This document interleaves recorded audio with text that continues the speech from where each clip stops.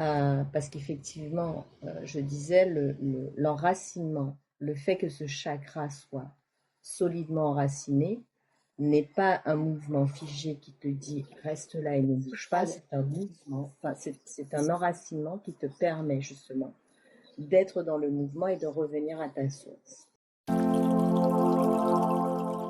Et quand tu parles de chakra fragilisé, de chakra racine fragilisé, ça me permet de rebondir sur le cercle des mots en rappelant que quand on vibre les mots, quand on s'exprime, dans un chakra racine fragilisé, on parle pour faire du bruit et non plus pour manifester sa présence. Dans un chakra racine fragilisé, on s'interroge sur l'espace dans lequel on se trouve, s'il est suffisamment sécurisé pour dire sa vérité.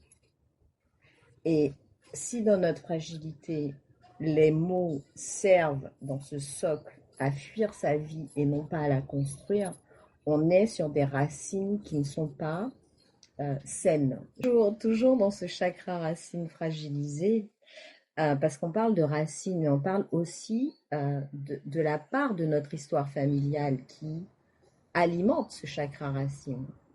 Et on ne se pose pas toujours cette question, quelle part de mon histoire, quelle part de l'histoire de ma famille parle à partir de ce chakra racine.